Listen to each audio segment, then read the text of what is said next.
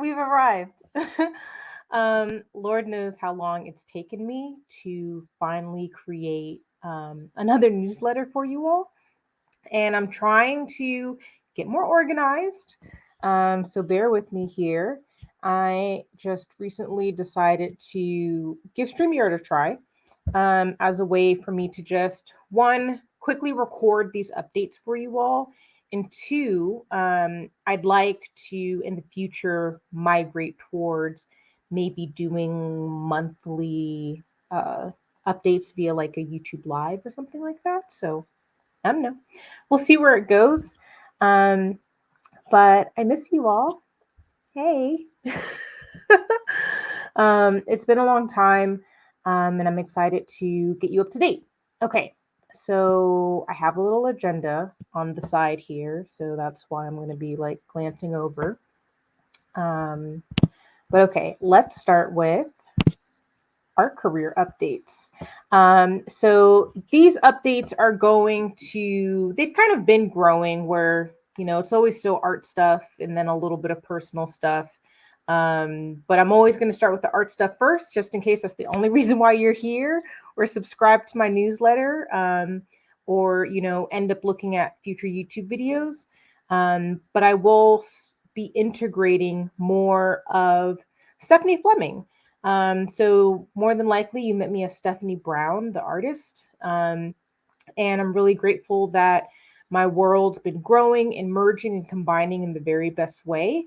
Hence the idea of Stephanie Squared, where Stephanie Brown and Stephanie Fleming collide. So you're getting a little bit of both my professional career world, and also my personal life. So happy to share and contribute to everyone. Okay, so run through some art career updates. I kicked off the year in January with a very lovely message from a great person in my network. His name's Jeremiah. And he essentially was just like, hey, I submitted your name to this exhibition opportunity in London and they want your work. And not only did they want my photography, but they wanted my writing, which is a really big deal because that's something that I've been self-conscious about for quite some time and really kind of came into my own at University of Michigan, where I finally owned up to the fact that writing is just a part of my art practice. It's something that I really love. And I can't wait to publish a book, to be honest. But it's something that I'm going to try to do a lot more of. And these videos are one way that's helping me get back into the flow of writing. But anyway, so February, I was in an exhibition at the Black Cultural Archives in Brixton. And yeah, the show was only supposed to be up for a month during Black History Month, but it ended up being extended through March. And we did a really great panel discussion as well that I can link in the description below. And then I'll also link it in the email too. What else? Other big deal is I created my largest art installation yet. Definitely post grad art installation. Last year, I submitted to an open call for an exhibition theme called Justice for the Science Gallery Atlanta. The Science Gallery is a new entity here in Atlanta, but it is not a new organization. They're actually global. They're all around the world, and they tend to partner with different universities because they have that academic sciencey vibe to them. So they're truly interested in blending both art and science together. And what I love about the Science Gallery is that it's exactly the direction that I see my work going, that I see my installation work going. I think it's a great extension of the work I did during the Arts and Social Justice program with Emory back in 2021. I'll also link that just in case you missed that during the pandemic. But yeah, that was a total blessing. So I applied, I got accepted, and I actually produced a, what do I want to call it? It's called Seesaw. You'll have to see it. There are some pictures and videos on my Instagram at Created Brown. You can also see images and video on my website, stephaniebphotos.com. So underneath installations, there's a whole section or a project folder, if you will, for Seesaw. It's a 900 square foot installation, and it is looking at, it's giving people the opportunity to actually feel the physical labor of their identities through the eyes of the American justice system. Um, so there's two large seesaws, and there's some gold bars and lots of coffee, and it's a vibe. I'm actually not going to go too deep into this video because I really want to keep this short. But you can check it out online if you are in the Atlanta area or plan on coming to the Atlanta area. The show was up through September 30th. So a lot of work for a nice long exhibition time frame, which I love. And I am praying that this show travels, or at least that this work travels.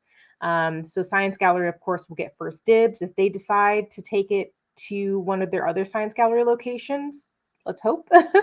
But also, if you check out the work and you're interested in it, or you know of a space that might be interested in showing it, please reach out to me. Please let me know, because I really want to, one, not put this work in storage when the show ends in September, because that would be very expensive.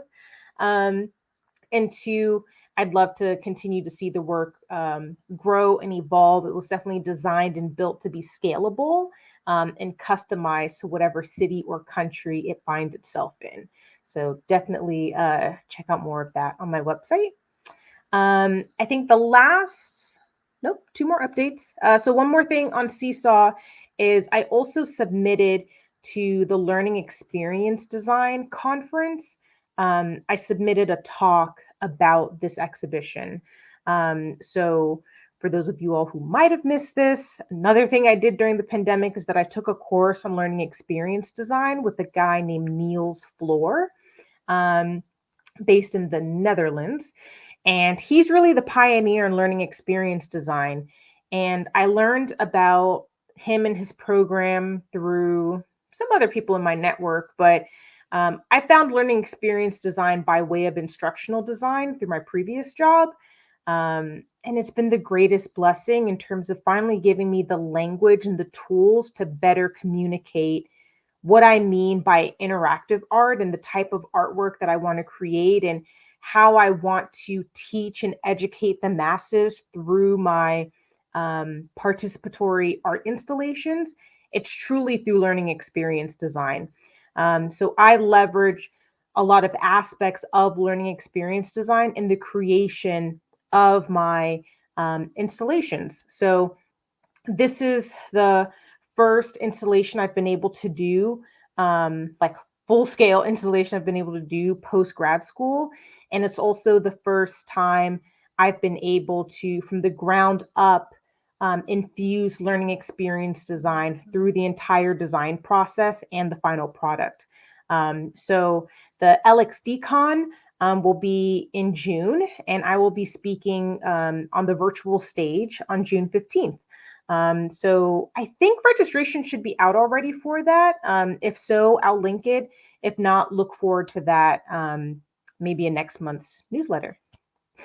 And then last art update is 2 years ago, I applied to an international art exhibition called Arquetopia. And they've got locations in Peru, Mexico, and a new location in Naples, Italy. So I applied, and I didn't take it too seriously. And then I got an interview, and I was like, oh, they're really legit. This is great. I did not read, I could not find a lot of reviews or information about them or artists who have gone on their different exhibits and things. So that was a little bit of a struggle. But I figured it out, and I just decided to go for it anyway. And I'm really glad that I did. And that was 2 years ago. So now here we are. And it's time for my residency. So for the month of May, I will find myself in Naples, Italy. And yeah, it'll be the first time I'm back in that region since my time working on the cruise ship in 2014. Yeah, 2014. So yeah, 2014, 2015, that time frame that I was working on the ship. So I'm really excited to deep dive into my photography, specifically my black and white photography. And I'm excited to really hone that part of my practice. It's one of my goals this year to really go all in and trying to find representation for my black and white photography in particular. And as I get a little deeper into the installation art, I want to make sure that that part of my practice is still sustained and supported, and trying to make it be able to live a life on its own. I'm just trying to be paid as an artist. So I'm trying to figure it out. And I think this is one route for me to go. So, yeah, that is all of my art career updates. So, again, if that's all you're here for, you're welcome to jet. And I'll see you next time. But if you'd like to hear about my secondary career updates and some personal life updates, I'll hop into those next.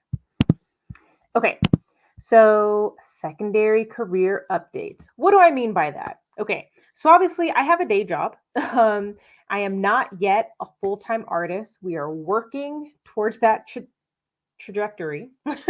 um, but I'm really excited about what I've been calling like these three arms of my life right now. So there's my art practice, then there's my day job with working, not working. And then May of last year, I actually started working for ADAMA, the African Diaspora Art Museum of Atlanta. And I'm pretty sure I've mentioned them before in a previous newsletter or previous post of some sort, but I was really just volunteering for them because I wanted to be a part of the organization. I think everything about what ADAMA is and who ADAMA is an institutional version of my art practice. And all three arms of my life right now, though very, very, very time consuming and taxing, they're interwoven. Um, so I started at Working Not Working as a project manager, and then they promoted me to business operations manager.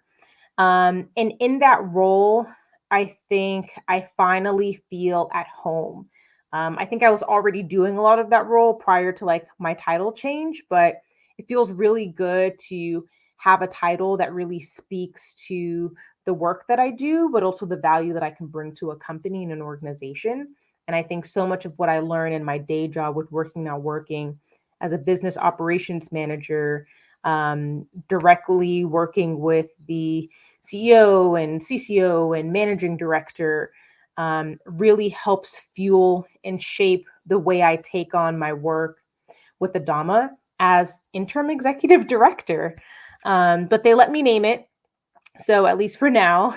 So I refer to executive director as village chief because it's a little more of our vibe. But yeah, so those are the updates there. I've now been in this role with ADAMA as a part-time executive director or interim village chief for a full year come next month. And yeah, I'm really excited about what's going to come next with them. And I've been hanging out with Working Not Working for a year and a half, and I have no plans of going anywhere anytime soon. They are a blessing. They are the best. It's the best day job I've ever had. And it's the most uplifting work environment. And did I mention that because of them, I am full-time remote? So they are a remote first company. And I love it. And yeah, I'm just really grateful, and I'm really glad that God got me out of my other job and saw it fit to put me here where I'm just really valued and challenged. Like my whole brain's challenged. And yeah, I'm pumped. I love it. Okay. Next is personal life updates. So I make a face about personal life updates because I've been struggling, to be honest. Um, and the truth of the matter is that I've been struggling for quite some time in silence about my high functioning anxiety. And it's something that I didn't really have words for, but it is for sure something that I've been experiencing for quite some time. I think I started getting my first panic attacks in grad school. But looking back, I actually kind of had micro ones through lash outs and things like that, all through like my growing girlhood, if you will. But yeah, I'm in the process of just reevaluating my work relationships in general. I inherited and kind of took on really bad work habits that I'm trying to correct. Yes, I have read the Rest is Resistance manifesto book by the Nat Ministry, the Nat Bishop. And yeah, I think her book is actually what has been driving me to really make some radical change. Even looking at my husband and being like, yo, like, don't do what I did. Like, stop this now. Like, I'm learning to unlearn really bad work behavior. And just as an example, I tend to use the reward system with my work. So, for example, I can't eat dinner until I finish XYZ, or I can't go and enjoy this until I do XYZ. Even just taking a nap might make me anxious because I feel guilty for sleeping instead of actually working. I've gotten much better over the time that I've been working on this for the past, honestly, really half a year. And I think the passing of my dad, which was just a year ago in February, has also really forced me to slow down. And I think experiencing my first miscarriage last spring also has been another factor and reminder that I need to get radical about my stress and anxiety levels. Just over the holiday break, I experienced a kidney infection and the biggest panic attack of my life. So I think I've had enough signs now and kicks in the butt that I really need to get it together like ASAP and take my work boundaries seriously, take my rest seriously. And I'm just trying to balance that and figure that out while also needing to work. I'd love to just say, I'm going to drop one of my jobs or something like that, but it's really difficult when one, you're high performing and you like to actually work, but you're trying to have healthier boundaries with work, but you need the money from your jobs. So I think that's my story. And it's a story that I'm wanting to share more of because one, I have a few people in my life who can really resonate and understand where I'm at, the desire to, not work as much and have better work relationship boundaries, but also really need the money. So just trying to find that balance between working because you have to work, but still making time for myself. So figuring it out. But I will be documenting my journey as I figure that out. I will also be documenting my journey as I'm trying to still conceive. So I've learned that my stress is a big part of that, and also my previous diagnosis of PCOS. So again, won't get into the weeds of that here, but if you haven't already, I do have a YouTube page. It's Stephanie Squared, and it's linked on my website that I'll drop here. Actually, all of the ways that you can connect with me on the internet is here, stephaniesquared.com. So art stuff, career stuff, both my Instagrams, LinkedIn, you name it, everything's here. I've even recently signed up for Amazon affiliates because your girl is trying to figure out more passive income sources so that I don't have to rely so much on physical and mental labor to pay my bills. So, all these things to say that I'm figuring it out and I am wanting to make deeper and more intentional connections with people like you. People like you who have known me for so long, who are rooting for me in the background, praying for me in the background. And I really appreciate it. And I think that I need to just get back to the basics, which brings me to my final point for this video that has already reached 20 minutes, is just my goals for the year. My goals for this year is to really just connect more intentionally and personally with my network, with you. I'm really grateful for you, and I want you in my world. I want you to know more about what's happening, and I want to be able to, for us to leverage each other. If you have a resource for me, please reach out. And if I have a resource for you, please let me know how I can help. I'm always happy to. I'm working on working less and making more money, hence the passive income. And I'm looking to find more peace for myself every day, however that might be. I did recently hire a virtual assistant to also help me with that and just help relieve some of the cognitive load that I carry. I remember lots. And that's both a blessing and a curse because the more information people tell me, the more I kind of hold on to, and I kind of feel subconsciously responsible for. So it's a balance. And what else? Yeah, those are all the updates. I already talked about the whole passive income thing and seeking representation for my work. So those are all things that I'll be working with my virtual assistant for. The idea of the virtual assistant is that honestly, my art practice is low key struggling because all of my attention right now is really split on my day job and my work with ADAMA. So having this virtual assistant is really helping, it's giving me peace knowing that someone else is keeping the train moving on Stephanie Brown's art career. And I'm really grateful that the art opportunities I have had as of late are just people in my corner, people referring me, people suggesting me. This is exactly why we share. This is exactly why we communicate and have community in the first place, because it truly does take a village. So if you've ever recommended me for anything or considering, thank you from the bottom of my heart. It really does make a difference. When I'm so swamped with these bigger jobs in my life, and honestly, they're only bigger because they're paying my bills, it makes it harder to sustain my art stuff. So, um, working with this virtual assistant to help get that rolling so I can start seeking representation, seeking more exhibition opportunities. Um, yeah, I'm sitting on a lot of really cool exhibition concepts that I just want to start pitching to different spaces. Grateful for my community out in LA that's just starting to seek opportunities for me there because I really do think California is an audience for me.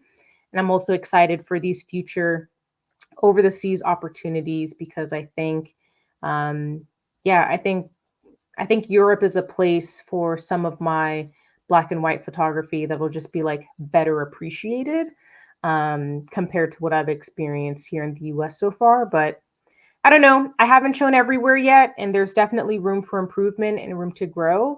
And I'm just really excited to see where everything goes next. All right, that's all. I'm going to end the recording. And yeah, thank you so much again for listening and let me know how we might connect. Until next time, later.